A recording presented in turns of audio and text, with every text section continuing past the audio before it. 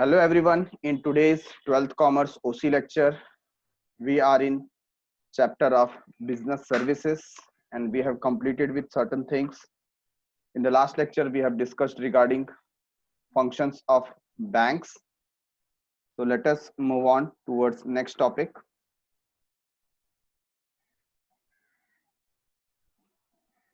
Last lecture में हमने देखा था ई बैंकिंग सर्विसेज, ये हमने स्टार्ट किया था। ई बैंकिंग सर्विसेज में कुछ एक्सप्लेनेशन हमने ATM machine, automated teller machine जो है उसके बारे में देखा। फिर हमने डिस्कस किया क्रेडिट कार्ड क्या होता है। So let us read. A credit card is a payment card. Credit card कैसा कार्ड है? ऑब्वियसली पेमेंट कार्ड है। It allows the card holder to pay for different transactions he performs. वो जो transaction करता है उसके लिए वो क्या कर सकता है? पेमेंट कर सकता है क्रेडिट कार्ड के through. The issuing bank creates a revolving account and grants a line of credit to the customer or user. तो बेनिफिट क्या है यहाँ पर? If you have a credit card, तो ये एक टाइप का स्मॉल लोन आपको मिलता है, basically from 30 days to 45 days। और आप ये अमाउंट को जब यूज करते हैं आपको कोई इंटरेस्ट पे करना नहीं पड़ता, अगर with in limited period of time आप वो रीपे कर देते हैं। फॉर एग्जाम्पल, अगर मैंने कुछ परचेस किया है और उसका पेमेंट मैं क्रेडिट कार्ड के थ्रू करता हूं, तो मुझे ये जो क्रेडिट कार्ड जिस इंस्टीट्यूशन ने प्रोवाइड किया है वहां से वो अमाउंट, फॉर एग्जांपल मैंने परचेस किया है 40,000 रुपीज का गुड्स, तो 40,000 रुपीज मेरे बिहाफ में कौन पे कर रहा है? वो पर्टिकुलर इंस्टीट्यूशन जिसने ये क्रेडिट कार्ड मुझे इशू किया था।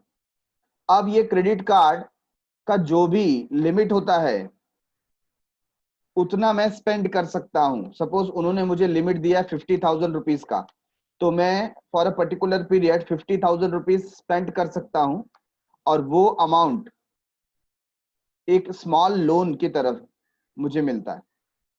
उसका जो पीरियड होता है वो 30 डेज से 45 डेज का होता है। अगर मैं ये अमाउंट 45 डेज के अंदर पे कर दूं, जब बिल जनरेट होता है तो पे कर दूं, आई डोंट हैव टू पे एनी इंटरेस्ट ऑन दैट, मुझे कोई इंटरेस्ट पे करना पड़ता नहीं है। बट अगर मुझे लेट हो जाए, डिले हो जाए, तो हैवी इंटरेस्ट पे करना पड़ता है।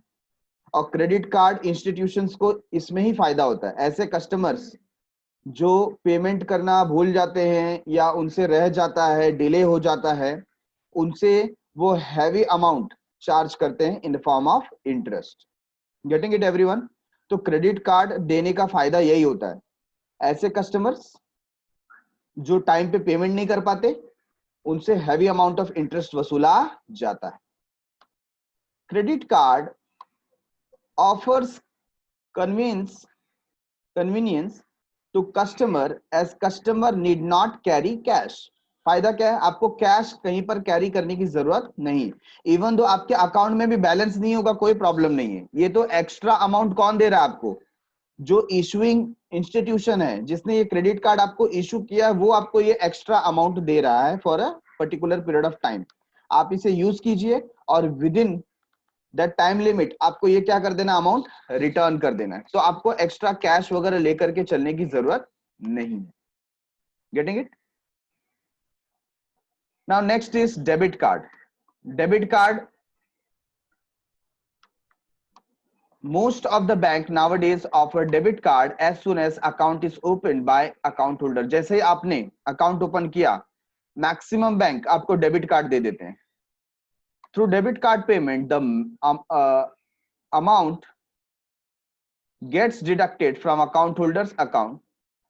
Some banks offer personalized debit card and credit card as per the requirement of customer। तो कुछ बैंक जो होते हैं वो personalize debit card, credit card भी इशू करते हैं कस्टमर के रिक्वायरमेंट के हिसाब से।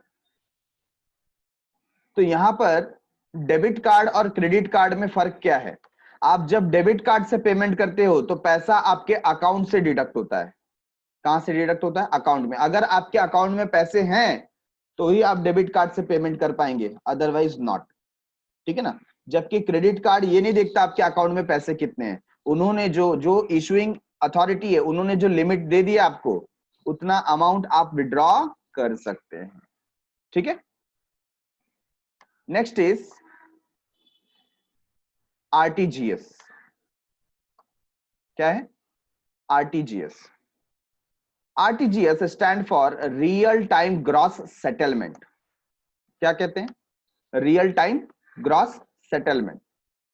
Real time gross settlement is a fund transfer system where transfer of funds or money take place from one bank to another bank or real time and on gross basis.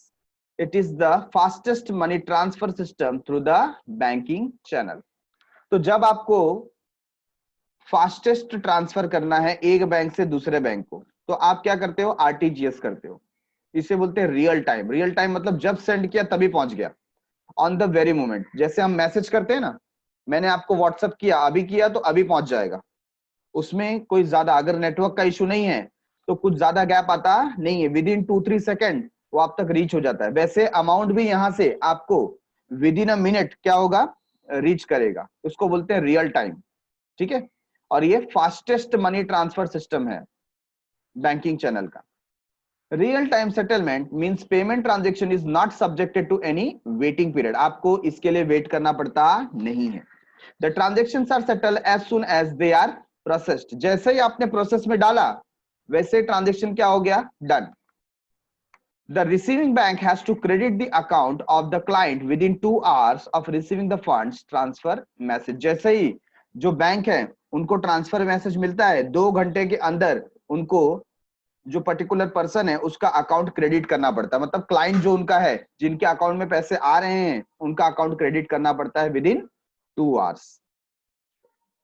तो यहां पर किसी ने example दिया Google पे, लेकिन Google पे हम इसे आरटीजीएस नहीं बोलेंगे। आरटीजीएस आपको सेपरेटली बैंक में जाके कराना पड़ता है, या जब आप मोबाइल बैंकिंग या इंटरनेट बैंकिंग यूज करते हैं तो वहां से भी आप आरटीजीएस कर सकते हैं।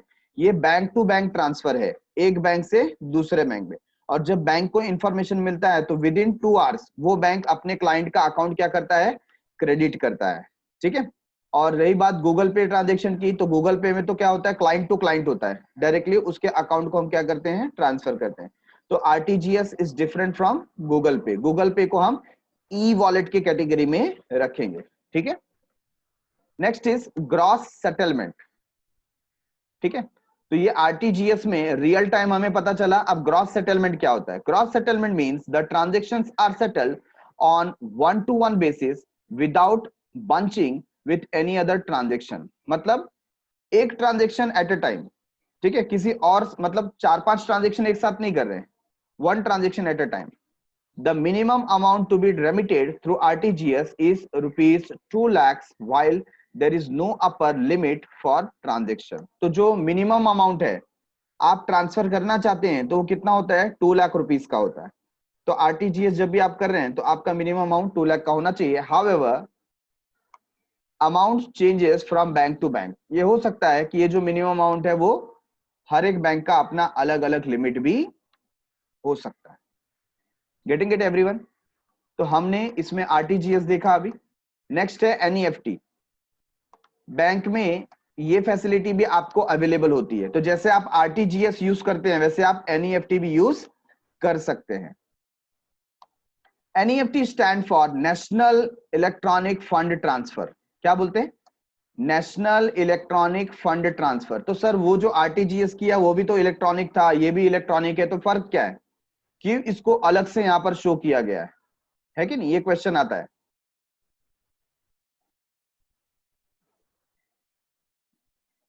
क्या डिफरेंस होता है आरटीजीएस और एनईएफटी में? इसको रीड करके फिर समझेंगे। Under this system funds are transfer electronically from one branch to another branch और one bank to another bank in the country. तो जैसा वहां पर एक अकाउंट से दूसरे अकाउंट में जा रहा था, एक बैंक से दूसरे बैंक के पास जा रहा था, यहां पर भी हम एक बैंक से दूसरे बैंक को पहुंचा रहे हैं।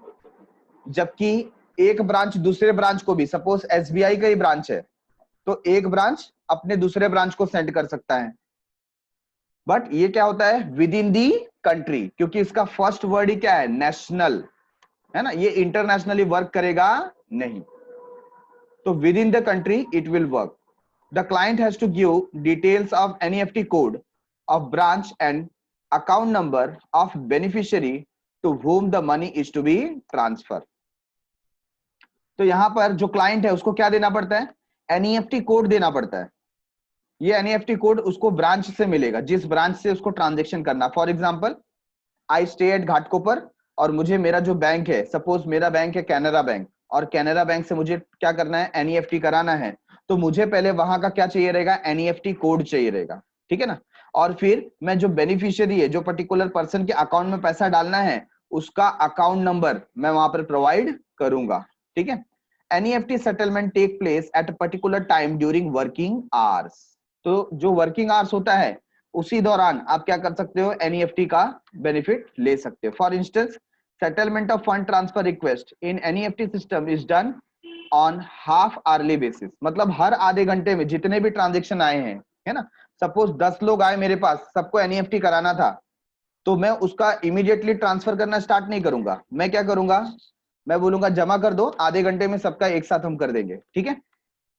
There are 24 half hour settlement batches run from 8 AM to 7 PM. तो ये बैचेस चलते हैं सुबह 8 से शाम को 7 बजे तक on all working days of week. जो भी वर्किंग डेज होगा, मतलब हॉलीडेज में ये चलता नहीं है. The main difference between NEFT and RTGS is that in the case of RTGS, transfer is done on gross settlement basis, while NEFT is done is on deferred net basis, where transactions are bundled together. देखो यही main difference है जो हमने यहाँ पर बात की ना, हाफ एन आवर. तो यहाँ पर हम क्या करते हैं, हर आधे घंटे में जितना भी NEFT आया सबको एक साथ डाल देते हैं. तो बंच वर्क होता है. मतलब 8-10 ट्रांजेक्शन, 20 ट्रांजेक्शन, जिसने ट्रांजेक्शन आया सब ट्रांजेक्शन एट अ स्ट्रेच हम आधे घंटे में डाल देंगे. फिर दूसरा हमको रिक्वेस्ट आएगा तो हम वेट करेंगे, फिर नेक्स्ट हाफ एन आवर में फिर उसको भी पुट कर देंगे. बट आरटीजीएस ऐसा नहीं होता है, वो ग्रॉस बेसिस होता है. जब आया तब उसका 1-to-1 बेसिस है कि नहीं, 1-to-1 बेसिस. अब इस बात को हम कैसे समझ सकते हैं, मैं कोशिश करूंगा आपको एक एग्जाम्पल के थ्रू समझा पाऊं. सपोज आपको लेटर सेंड करना है. क्या सेंड करना है, letter.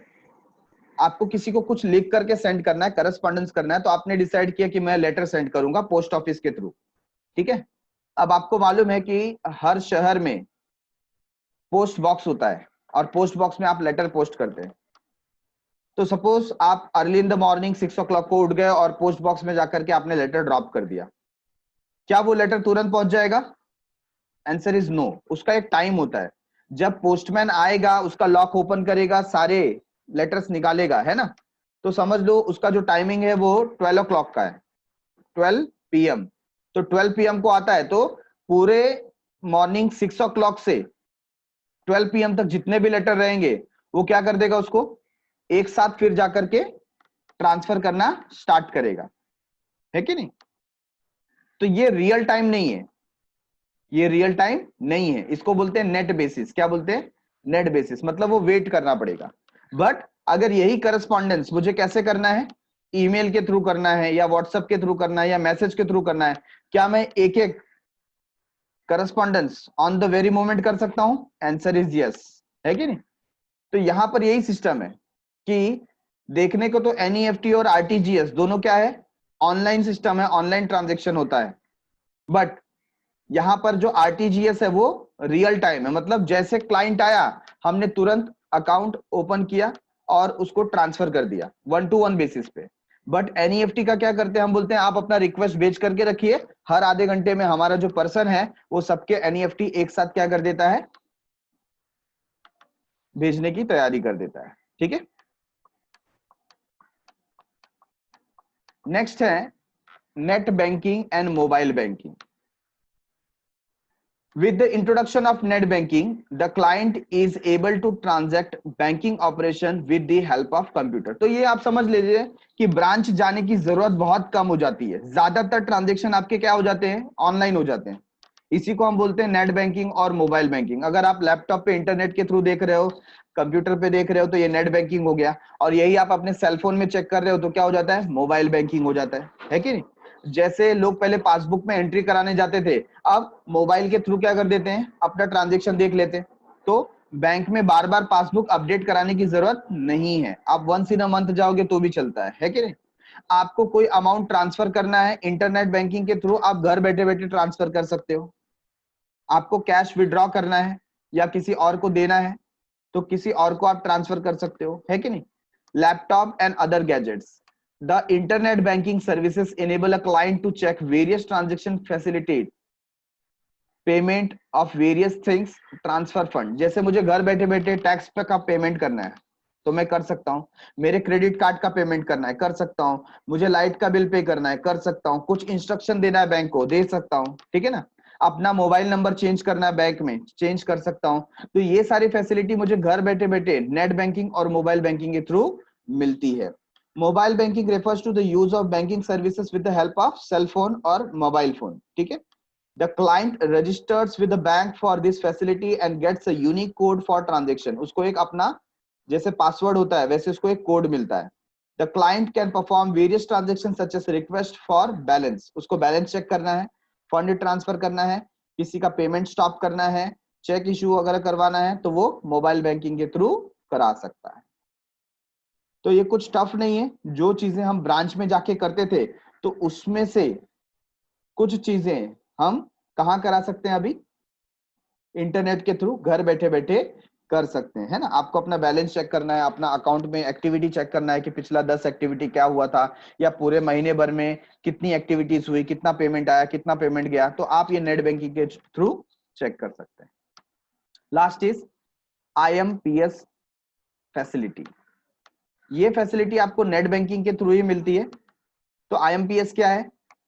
It stands for immediate payment service. क्या बोलते हैं? Immediate payment service. This facility allow customer to instantly transfer funds to any other bank account. तो ये आप नेट बैंकिंग के थ्रू IMPS फैसिलिटी यूज कर सकते हो और नेट बैंकिंग के थ्रू आप क्या कर सकते हो, अपने अकाउंट से किसी और को पैसे भेज सकते हो ऑन द स्पॉट। आपको ब्रांच जाने की जरूरत नहीं है, चेक देने की जरूरत नहीं है, RTGS करने की जरूरत नहीं है, NEFT करने की जरूरत नहीं है। तो IMPS ही आपको फैसिलिटी देता है कि इमीडिएटली आप किसी के भी अकाउंट में क्या कर सकते हो, पैसे भेज सकते हो। तो पहले आपको बेनिफिशियरी का अकाउंट वहां पर क्रिएट करना पड़ता है और आई थिंक 24 आवर्स के बाद वो आपको अलाउ करता है कि आप उसके अकाउंट में पैसे ट्रांसफर कर सकते हैं। Getting it everyone? कोई शंका आशंका निशंका दुशंका बोलिए ये सारी चीजों में।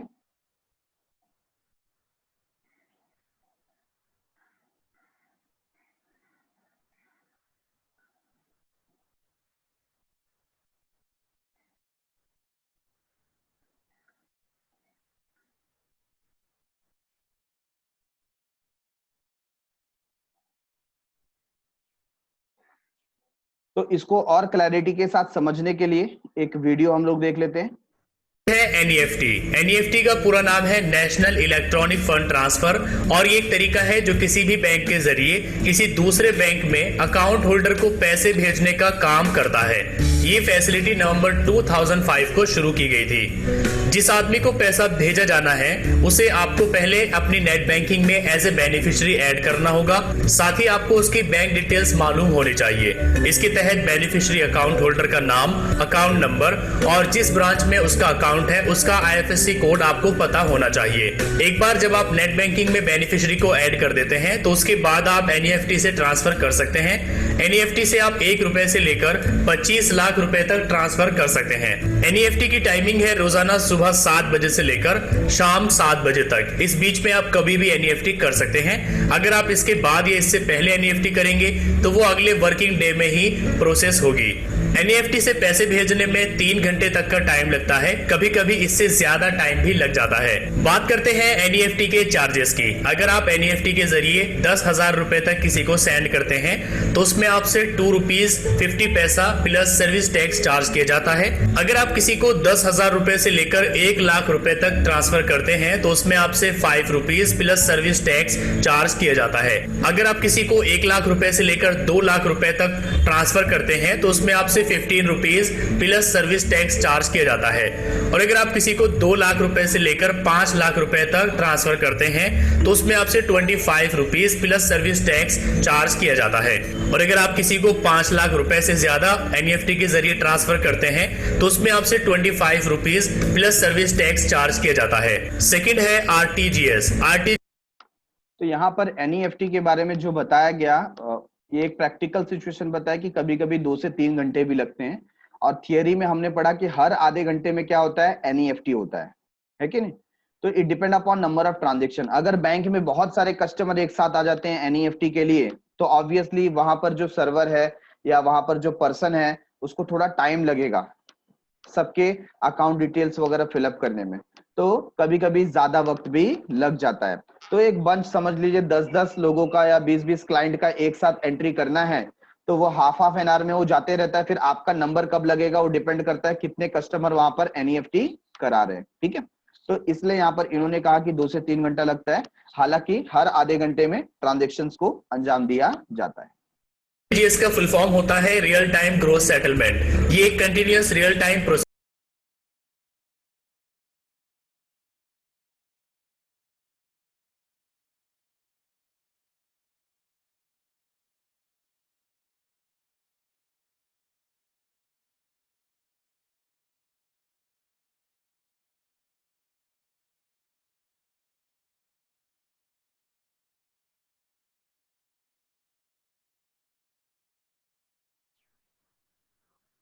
और ऑर्डर बाय ऑर्डर के बेसिस पर बिना नेटिंग के एक अकाउंट से दूसरे अकाउंट पर भेजा जाता है। अगर मैं आपको सिंपल सी भाषा में बताऊं तो ये एक ऐसा ऑनलाइन बैंकिंग मेथड है जहां की पैसे को एक बैंक से दूसरे बैंक तक बिना किसी वेटिंग पीरियड के भेजा जाता है। आरटीजीएस आप ऑनलाइन भी कर सकते हैं और आप ऑफलाइन भी कर सकते हैं। ऑनलाइन मेथड के लिए पहले आपको अपनी इंटरनेट बैंकिंग में आरटीजीएस के लिए बेनिफिशियरी ऐड करना होगा। बेनिफिशियरी ऐड करने के लिए जिसको आप पैसे ट्रांसफर कर रहे हैं उसका नाम, उसका अकाउंट नंबर और उसकी ब्रांच का आईएफएससी कोड पता होना चाहिए। आप बेनिफिशियरी ऐड करेंगे, उसके बाद बेनिफिशियरी एक्टिवेट हो जाएगा तो आप आरटीजीएस के जरिए किसी को भी पैसे सेंड कर सकते हैं।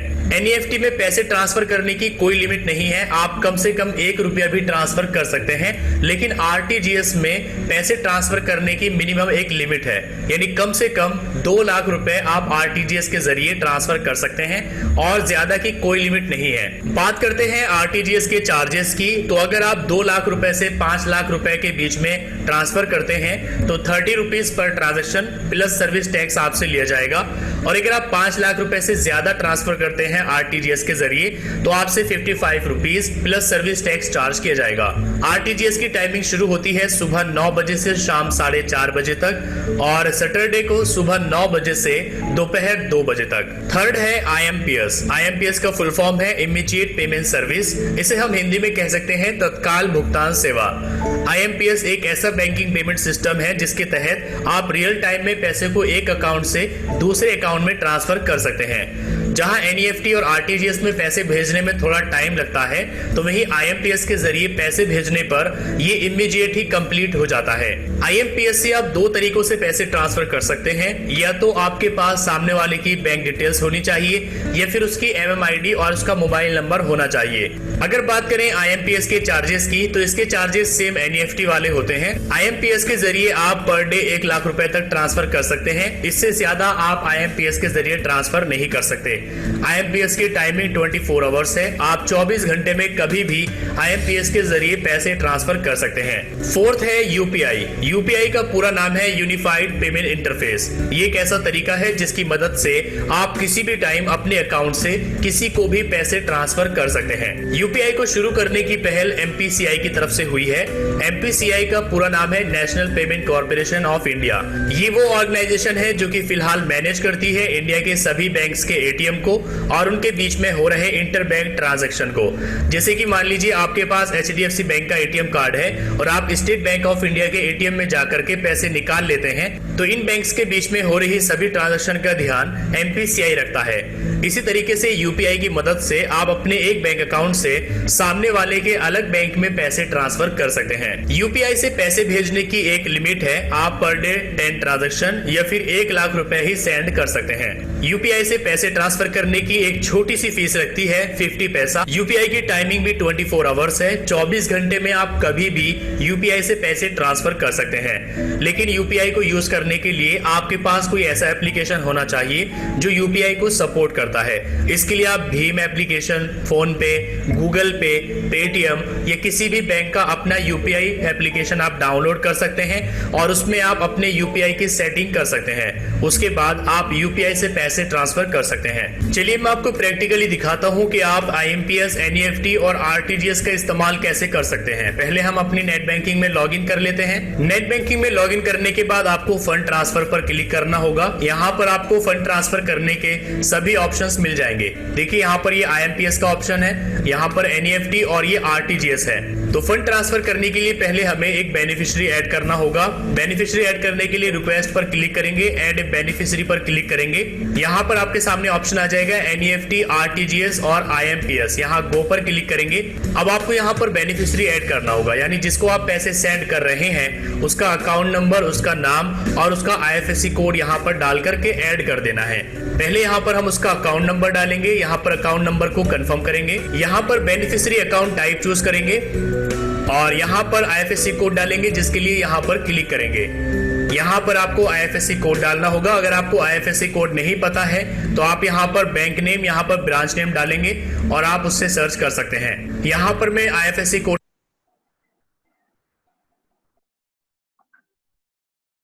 डाल देता हूं। इसके बाद सर्च पर क्लिक करेंगे और यहां से इसको सिलेक्ट कर लेंगे। आईएफएससी कोड यहां पर आ चुका है। इसके बाद यहां पर हम बेनिफिशियरी का नेम डालेंगे। बेनिफिशियरी की ईमेल आईडी आप यहां पर डाल सकते हैं। इसके बाद ऐड पर क्लिक करेंगे। यहाँ पर एक नोटिफिकेशन आ जाएगा कि बेनिफिशियरी ऐड करने के बाद 24 घंटे के अंदर अंदर आप मैक्सिमम 50,000 रुपए ही ट्रांसफर कर सकते हैं। इससे ज्यादा आप 24 घंटे के बाद ही ट्रांसफर कर पाएंगे। ओके पर क्लिक करेंगे। अब यहाँ पर हमें सारी डिटेल्स को देख लेना है और इसके बाद कंफर्म कर देना है। कंफर्म पर क्लिक करने के बाद यहाँ आपको अपना मोबाइल नंबर चूज करना होगा और कंटिन्यू करना होगा। आपके मोबाइल नंबर पर एक ओटीपी भेजा गया है, वो ओटीपी आप यहाँ पर डालेंगे और कंटिन्यू करेंगे तो ये बेनिफिशियरी यहाँ पर कंफर्म हो जाएगा। एक बार बेनिफिशियरी कंफर्म करने के बाद अगले 3 घंटे में वो एक्टिवेट हो जाता है। एक्टिवेट होने के बाद वो आपको यहाँ इंक्वायरी में मिलेगा। इंक्वायरी में जाएंगे और यहाँ view delete list of beneficiaries पर क्लिक करेंगे। यहाँ व्यू पर क्लिक करेंगे तो आपके सामने बेनिफिशियरीज की एक लिस्ट आ जाएगी, जहां से आप उस बेनिफिशियरी को डिलीट भी कर सकते हैं और मॉडिफाइड भी कर सकते हैं। एक बार बेनिफिशियरी ऐड हो जाने के बाद आप फंड ट्रांसफर कर सकते हैं। फंड ट्रांसफर पर क्लिक करेंगे तो आपको यहाँ पर सभी ऑप्शन मिलेंगे। आईएमपीएस करने के लिए आप यहाँ गो पर क्लिक करेंगे। यहाँ पर अपना अकाउंट चूज करेंगे। यहाँ पर बेनिफिशियरी का अकाउंट आप चूज करेंगे जिसको आप पैसे सेंड करना चाहते हैं।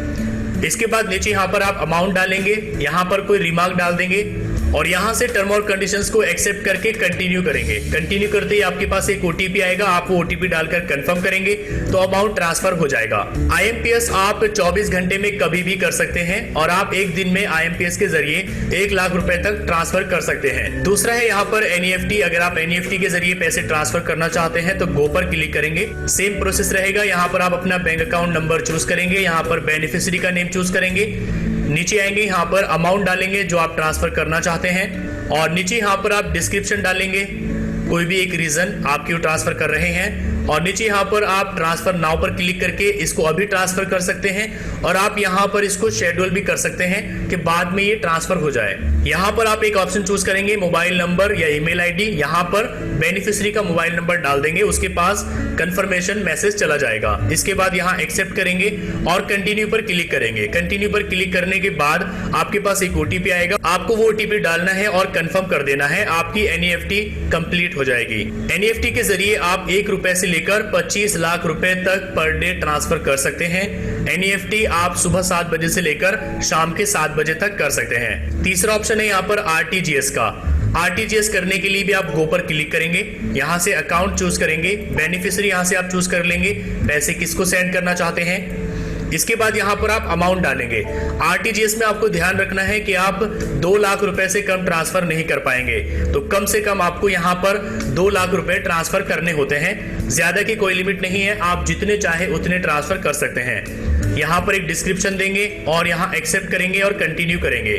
कंटिन्यू करते ही आपके पास ओटीपी आएगा, आप वो ओटीपी डालेंगे, सबमिट करेंगे तो आपकी आरटीजीएस यहाँ पर कंप्लीट हो जाएगी। IMPS का जो दूसरा तरीका है MMID के जरिए पैसे ट्रांसफर करना, वो यहाँ पर है IMPS P2P। आप इस पर गो पर क्लिक करेंगे, यहाँ पर बेनिफिशियरी का मोबाइल नंबर डालेंगे, यहाँ पर MMID, यहाँ पर अकाउंट चूज कर लेंगे अपना, यहाँ पर अमाउंट और कंटिन्यू कर देंगे।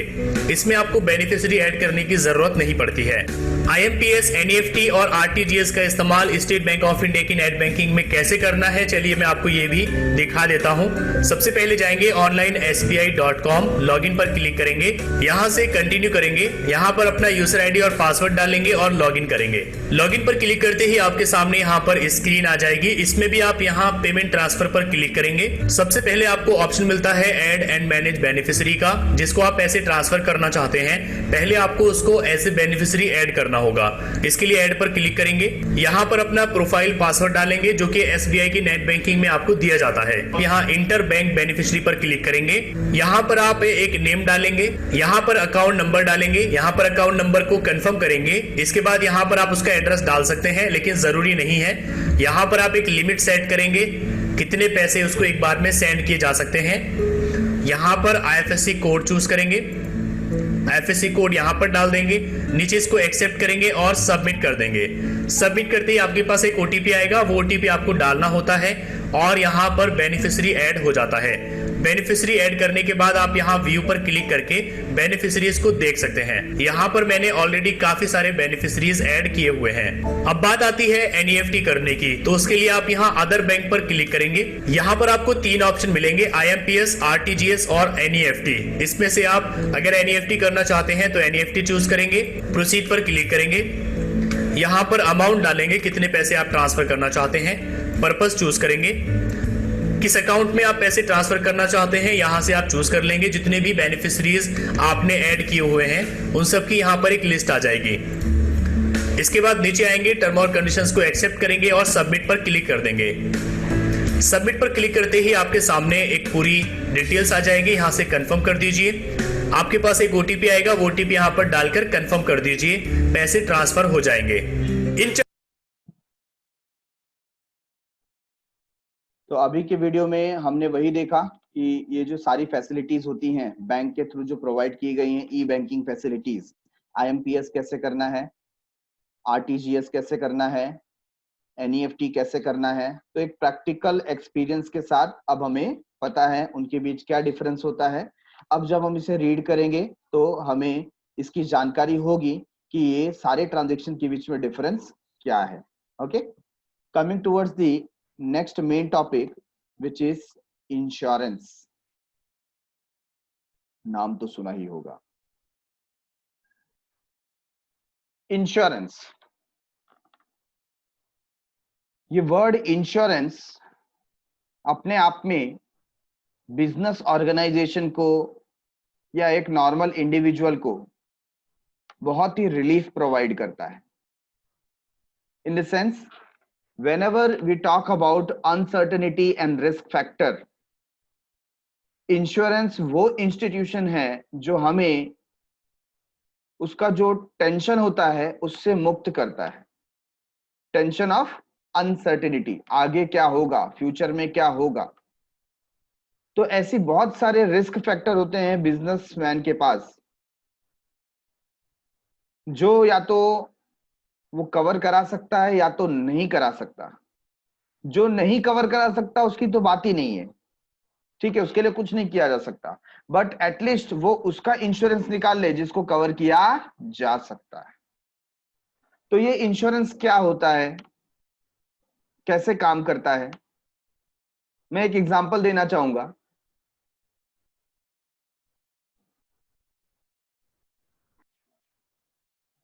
I'll take an example for explaining this insurance concept.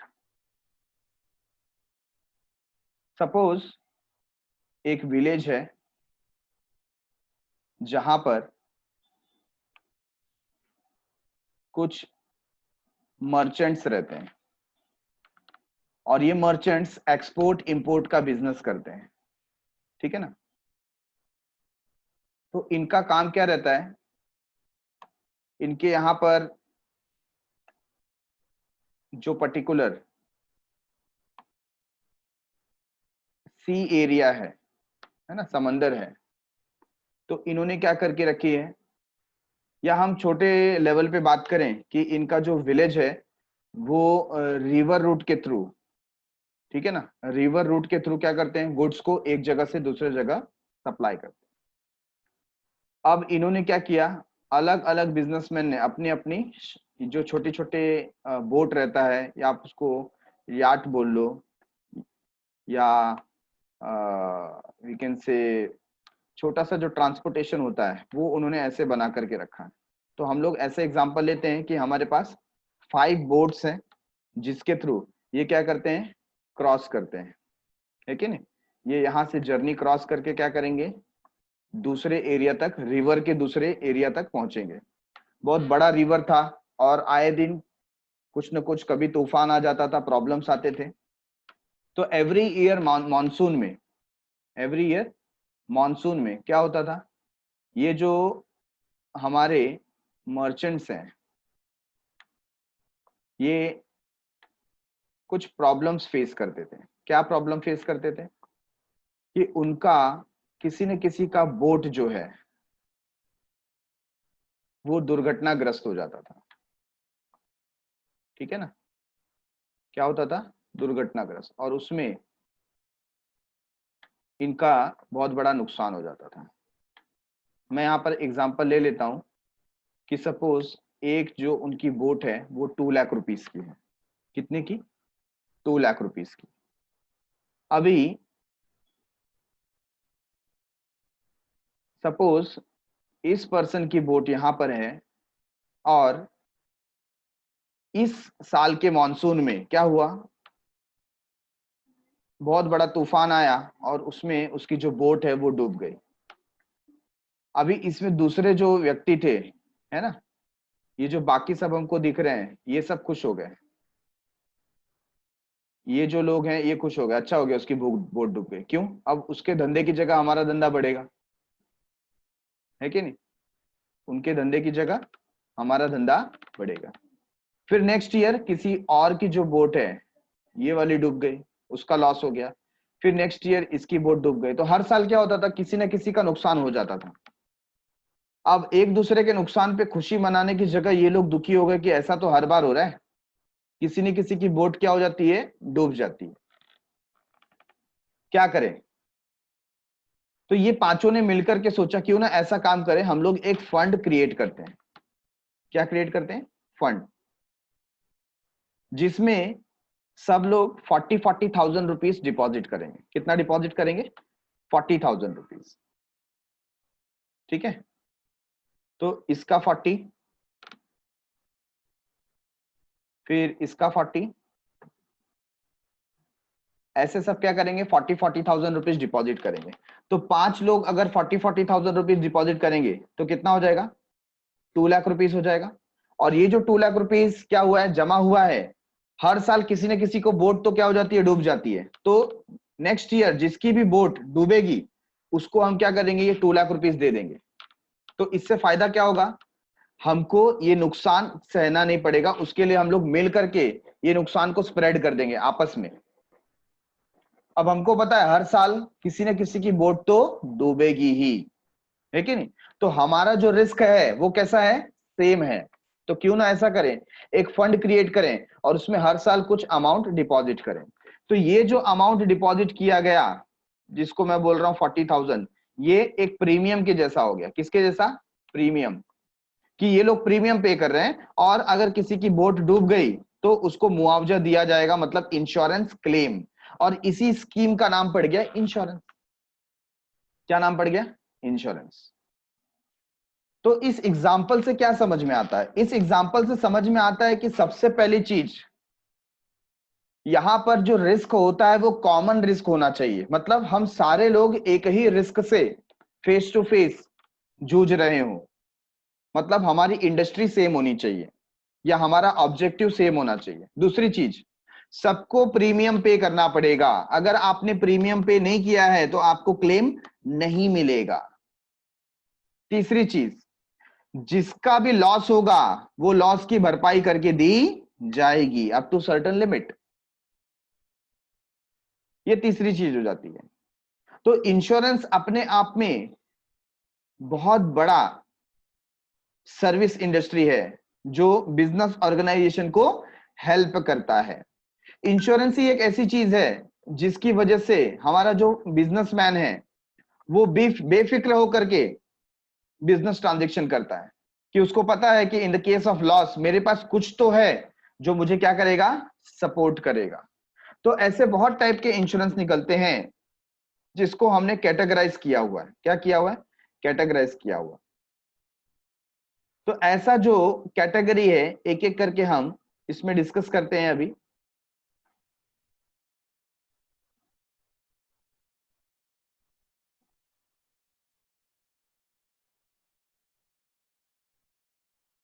अब हम देख रहे हैं इंश्योरेंस क्या होता है, उसकी कैटेगरीज क्या हैं, एक एक करके गो थ्रू करते हैं।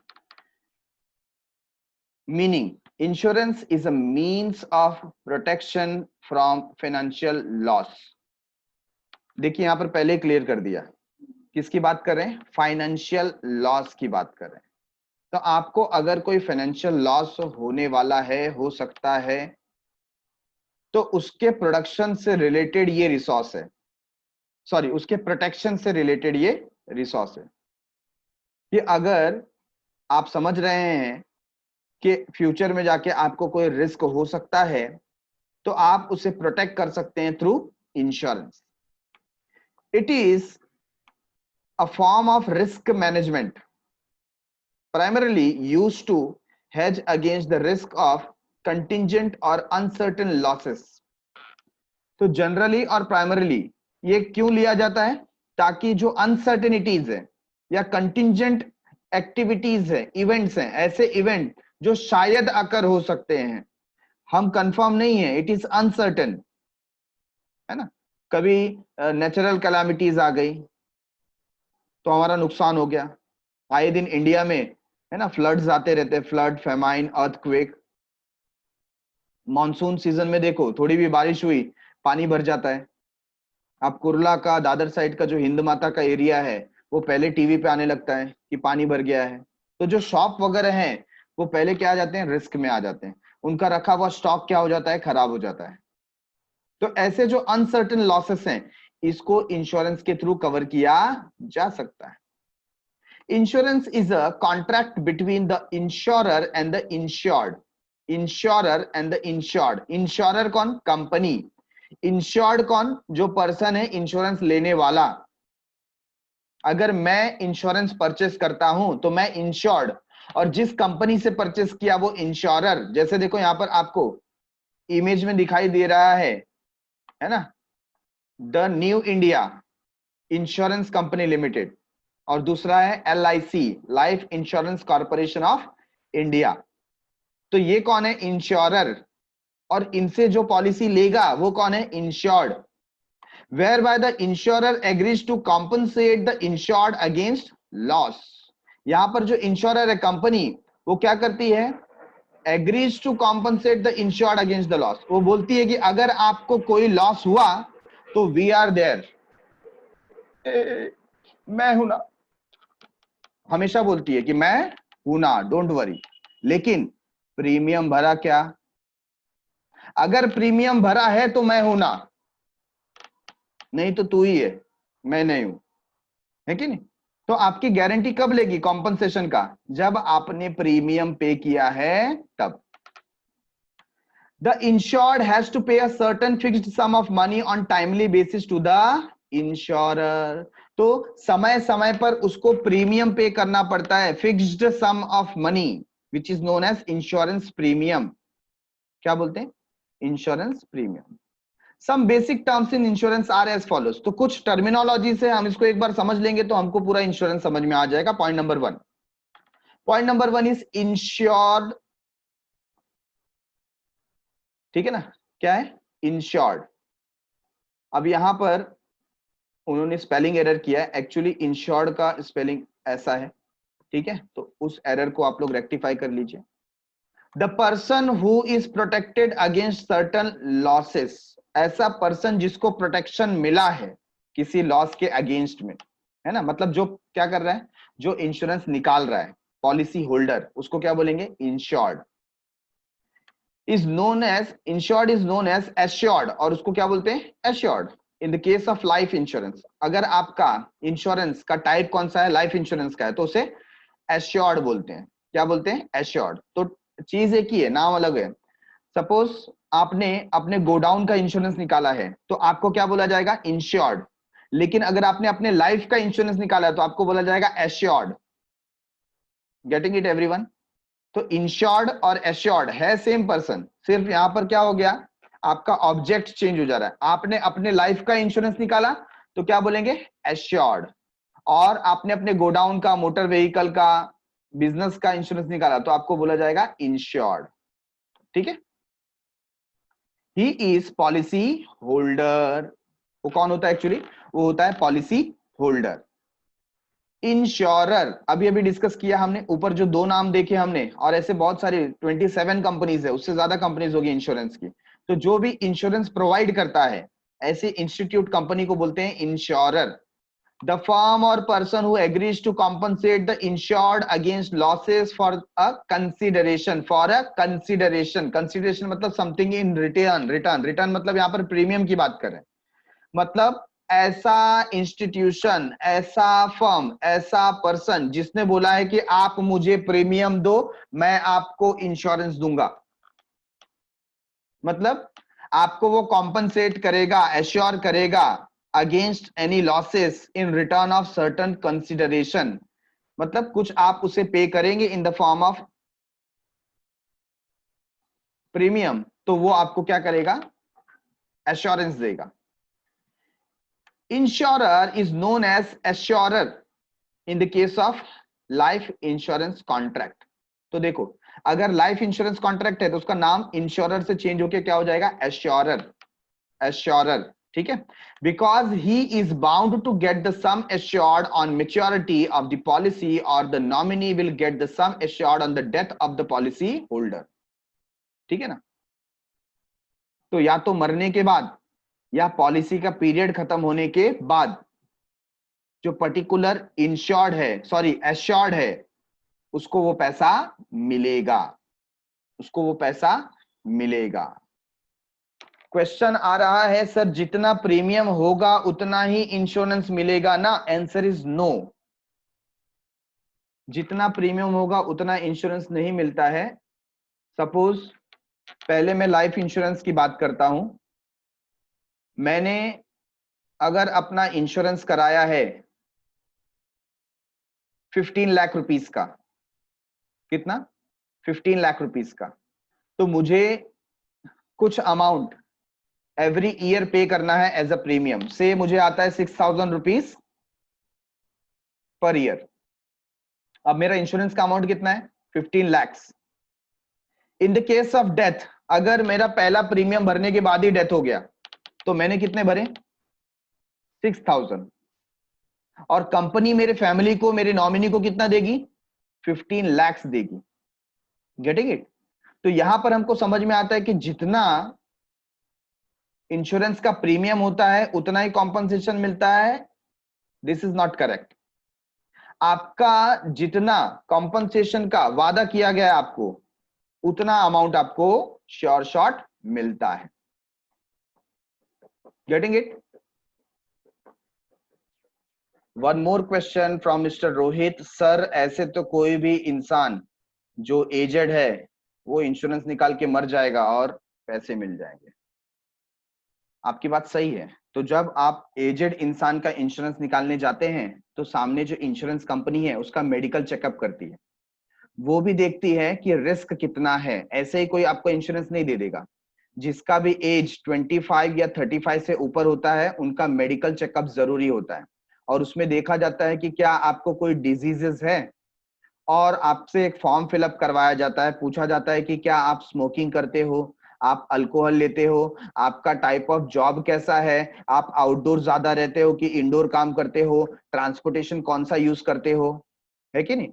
तो इस सब के बेसिस पे ना आपका प्रीमियम डिसाइड होता है। अगर आप रिस्क ज्यादा ले रहे हैं, जस्ट लाइक कोई पायलट है, अभी वो पायलट हमेशा किधर रहता है? स्पेस में वो ड्राइविंग का काम करता है। अब ये जो प्राइवेट पायलट है उसकी लाइफ को रिस्क कई गुना ज्यादा है as compare to our life, है कि नहीं? तो उसका प्रीमियम हमारा प्रीमियम सेम होगा क्या? Answer is no. उसका प्रीमियम का अमाउंट अलग होगा, हमारा प्रीमियम का अमाउंट अलग होगा। Getting it? तो यहां पर जो प्रीमियम का अमाउंट है वो डिपेंड करता है रिस्क कितना है। तो ऑब्वियसली अगर कोई एजेड पर्सन होगा और उसको बहुत सारी बीमारियों ने घेर कर रखा है, तो पहली बात कंपनी ट्राई करेगी अवॉइड करने का कि ऐसे पर्सन को इंश्योरेंस देना नहीं है। और अगर देगी भी तो मेडिकल चेकअप करने के बाद हाई रिस्क होने की वजह से उसको हाई प्रीमियम चार्ज किया जाएगा। आप देखेंगे बहुत सारे जो एजेड पर्सन होते हैं अबाउट द एज ऑफ 60-70, उनका इंश्योरेंस मिलना उनको मुश्किल होता है। ठीक है, इसके लिए बोला जाता है कि कम उम्र में ही आपको इंश्योरेंस ले लेना चाहिए। ठीक है, I think now problem is solve. Premium, premium हमें पता है consideration, something in return, company को कुछ दोगे तभी वो आपको एश्योरेंस देगी। The consideration for which the insurer agrees to insure the insured, है ना? हम इसको थोड़ा टेक्निकल लैंग्वेज को चेंज कर दें। द कंसिडरेशन मतलब कुछ बदले में लेना, फॉर विच द इंश्योरेंस मतलब company, insurer company, company agree करती है टू इंश्योर, कॉम्पनसेट करने का एग्री करती है द इंश्योर्ड, किसको? पॉलिसी होल्डर को, है कि नहीं? तो प्रीमियम के बदले में कंपनी पॉलिसी होल्डर को एश्योर करने का वचन देती है। It is paid by the insured to insurer. Obviously कौन किसको पे करेगा? जो पॉलिसी होल्डर है वो कंपनी को पे करेगा, है ना? तो insured will pay to insurer. अब पॉलिसी क्या होती है? ये अलग अलग स्कीम होती है। The statement of contract between the insured and insurer, तो हमारा और कंपनी के बीच का एग्रीमेंट, कॉन्ट्रैक्ट, इस कॉन्ट्रैक्ट को बोलते हैं पॉलिसी। इसमें सारे टर्म्स एंड कंडीशन लिखे हुए होते हैं कि कौन कौन से ऐसे इवेंट होंगे जहां पर आपको कितना कॉम्पनसेशन मिल सकता है। तो सारे जो डिटेल है related to that particular agreement वो उस कॉन्ट्रैक्ट में लिखे हुए होंगे, उसे बोलते हैं policy. It contains the terms and condition of the insurance contract, इसके सारे टर्म्स एंड कंडीशन यहां पर लिखे होंगे। ठीक है, क्लेम क्या होता है?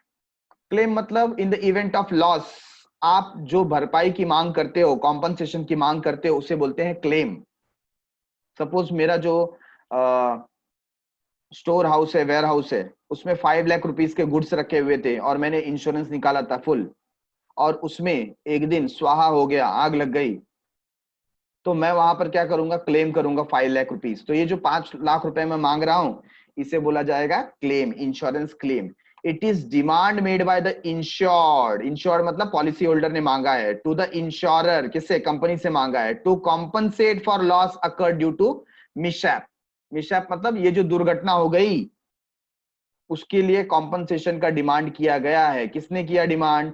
डिमांड किया इंश्योर्ड ने, पॉलिसी होल्डर ने। किससे डिमांड किया? कंपनी से, insurer.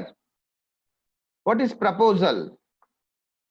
It is a written request by the insured to the insurance company to issue an insurance policy. हम जब डिमांड करेंगे, क्या करेंगे? डिमांड करेंगे। किससे? इंश्योरेंस कंपनी से। किस चीज का? पॉलिसी प्रदान करने का, कि हम आपसे इंश्योरेंस की पॉलिसी चाहते हैं। तो हमने क्या रखा? प्रपोजल रखा। तो ये रिक्वेस्ट है, हमारी रिक्वेस्ट है। ठीक है। सब्जेक्ट मैटर मतलब यहां पर किस चीज का हम लोग इंश्योरेंस निकाल रहे हैं। ठीक है ना? अगर हम अपना इंश्योरेंस निकाल रहे हैं तो लाइफ इंश्योरेंस हो गया। अपनी प्रॉपर्टी का निकाल सकते हैं, कार्गो का निकाल सकते हैं, वेयर हाउस का निकाल सकते हैं, शिप का निकाल सकते हैं, डिपेंड। यहां पर उसको क्या बोला जाता है? Subject matter. It refers to the subject or entity that is life, property, cargo or ship etc. Motor vehicle वगैरह भी हो सकता है, which is insured against which the policy is taken. तो जिसके अगेंस्ट में पॉलिसी लिया जा रहा है, ऐसे लाइफ को, प्रॉपर्टी को, कार्गो को, शिप को, मोटर व्हीकल को क्या बोला जाता है? सब्जेक्ट मैटर बोला जाता है।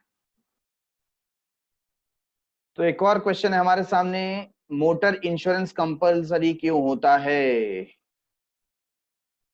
क्योंकि देखो मोटर आप अपने घर पे नहीं चलाते हैं, जो आप मोटर व्हीकल चला रहे हैं वो सड़क पर चला रहे हैं, और सड़क पर आप अकेले नहीं हैं, आपके साथ बहुत लोग हैं जो ड्राइविंग कर रहे हैं। अब आपकी गलती की वजह से या कुछ गड़बड़ी की वजह से अगर एक्सीडेंट हुआ तो आप अकेले नहीं हैं जिसका लाइफ रिस्क में होता है ना। आपकी कार जाएगी जाएगी, आपकी लाइफ जाएगी जाएगी, आप अपने साथ किसी और को भी ले जाएंगे। तो ये नुकसान किसकी वजह से हुआ? आपकी वजह से हुआ। तो ये आपका कर्तव्य बनता है कि आप दूसरे की लाइफ को तो रिस्क में ना डालें। इनकेस चलो एक्सीडेंट हो भी गया तो कंपनी आपको उतना कॉम्पनसेशन प्रोवाइड करे कि जो थर्ड पार्टी है उसको पेमेंट किया जा सके, है ना। तो थर्ड पार्टी इंश्योरेंस निकालना वहां पर कंपलसरी हो जाता है ताकि कॉम्पनसेशन का अमाउंट दिया जा सके। चलो एक और क्वेश्चन आ गया, कंपनी थर्ड पार्टी का भी मनी देगी क्या? बिल्कुल देगी, क्योंकि थर्ड पार्टी इंश्योरेंस इसके लिए ही होता है कि जो सामने वाली पार्टी का एक्सीडेंट हुआ है, उसे लॉस हुआ है, तो अगर third party insurance motor vehicle के केस में आपने निकाला है तो उसका जो नुकसान हुआ है उसकी भी भरपाई की जाती है। वो कौन देगा? इंश्योरेंस कंपनी वाला देगा, ठीक है। इसीलिए उसे बोलते हैं थर्ड पार्टी इंश्योरेंस।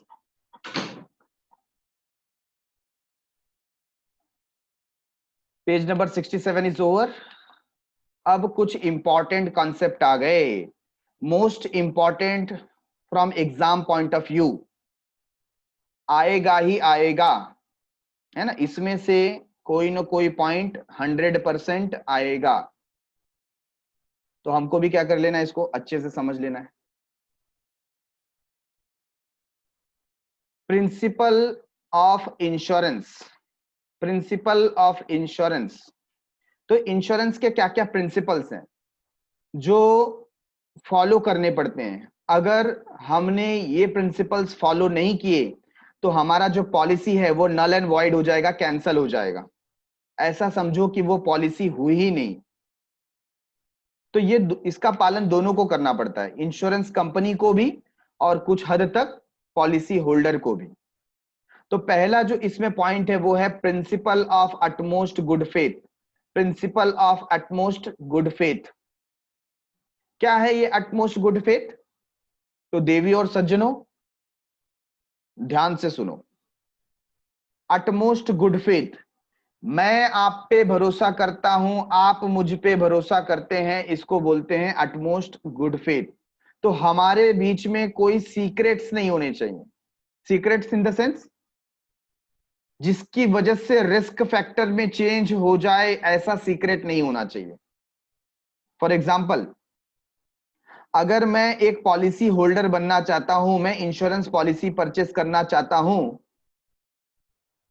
तो मेरे हेल्थ से रिलेटेड, मेरे रिस्क से related each and every information मुझे बता देनी चाहिए स्वेच्छा से, voluntarily to the insurance company और हिज एजेंट्स और इट्स एजेंट्स। Getting it? मुझे खुद से बता देना चाहिए, मुझे बोल देना चाहिए भाई देखो मेरे को 2 बार हार्ट अटैक आ चुका है, मुझको मिलेगा क्या इंश्योरेंस पॉलिसी?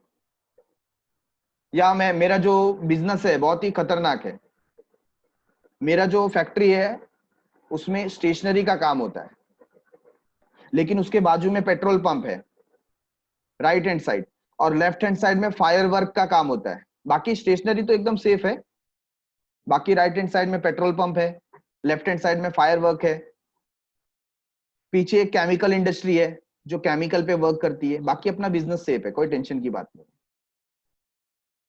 तो जब आप ऐसा बता देते हो कि आपका वर्किंग एनवायरनमेंट कैसा है, कितना रिस्क आप बेयर करते हो, तो इंश्योरेंस कंपनी आपको प्रॉपर रिस्क पॉलिसी प्रोवाइड कर सकती है। तो अपने बारे में सारी इंफॉर्मेशन बताना ये अटमोस्ट गुड फेथ का हिस्सा है। सिमिलरली जो इंश्योरेंस कंपनी है उसने भी अपने पॉलिसी के बारे में सारे डिटेल बताने चाहिए। ऐसा होगा तो क्या होगा, अर्ली डेथ हो गया तो क्या होगा, मैच्योरिटी पे कितना अमाउंट मिलेगा नहीं मिलेगा, आपका कवर कितने का है, आप ये अमाउंट विड्रॉ कर सकते हैं नहीं कर सकते हैं। लाइफ इंश्योरेंस के केस में अगर आपको लोन लेना है तो आप ले सकते हो क्या, कब ये अमाउंट विड्रॉएबल होगा, क्या इस पॉलिसी पे लोन मिल सकता है, ये पॉलिसी कितने पीरियड की है वो करेक्टली बताइए। अगर इस पे प्रॉफिट मिल रहा है, बोनस मिल रहा है, इंटरेस्ट मिल रहा है, तो क्या रेट ऑफ इंटरेस्ट इस पे अवेलेबल होगा, सारी इंफॉर्मेशन। मतलब गलत चीज बोल करके पॉलिसी बेचना नहीं है। In all the types of insurance contract, both the parties must have utmost good faith towards each other. एक दूसरे के लिए utmost good faith होना चाहिए। मुझे आप पे भरोसा है और आपको मुझ पे भरोसा होना चाहिए। The insurer and insured must disclose all material fact clearly. All material fact clearly. दोनों ने एक दूसरे को जो मटेरियल फैक्ट है, ऐसा फैक्टर जिसकी वजह से रिस्क में बदलाव आ सकता है, पॉलिसी में चेंज आ सकता है, डिसीजन में चेंज आ सकता है, ऐसी चीजें एक दूसरे को बता देनी चाहिए कंप्लीटली एंड करेक्टली। देखो इन्होंने भी कोई वर्ड छोड़ा नहीं, 3 वर्ड लगा दिए। कौन सा? क्लियरली, साफ साफ बताइए, कंप्लीटली पूरा बताइए, करेक्टली जो है सच बताइए। दोनों को बात कर रहे हैं, है कि नहीं?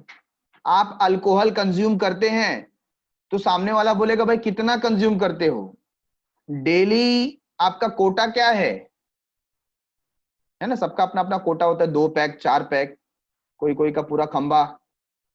तो आपका डेली का कोटा क्या है? आप कितने सिगरेट्स स्वाहा कर देते हो?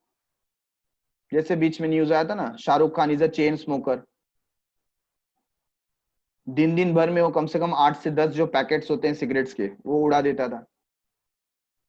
तो ऐसे लोगों का लाइफ के ऊपर रिस्क क्या हो जाता है? इंक्रीज हो जाता है। तो इनको क्लियरली बताना चाहिए, क्योंकि यहां पर प्रिंसिपल क्या है? Principle of utmost good faith.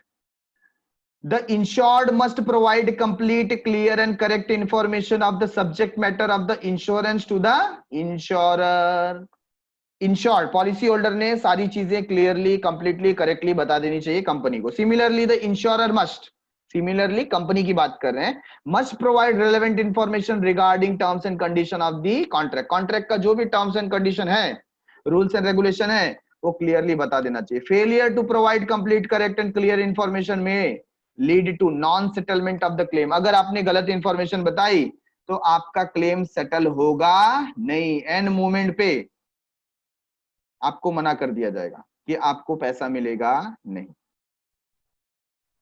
For example, mister Shantanu has not provided information regarding his heart surgery eight the time of taking policy. Policy लेने के टाइम पे उनका हार्ट सर्जरी हुआ था, ऐसा उन्होंने बताया नहीं था कंपनी वाले को।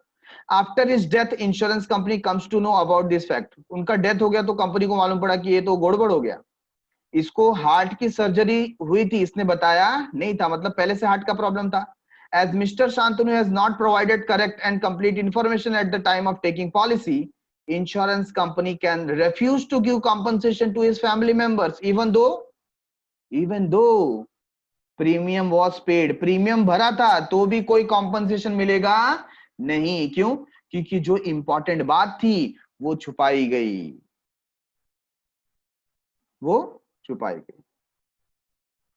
तो ये एग्जाम्पल के तहत हमको समझ में आता है कि अटमोस्ट गुड फेथ का होना कितना जरूरी है। अगर किसी दोनों में से किसी ने भी इसे ब्रेक किया तो सेटलमेंट में प्रॉब्लम आती है। ठीक है, तो डन फॉर द डे। मिलते हैं अगले एपिसोड में, इसी वक्त इसी जगह। Bye bye.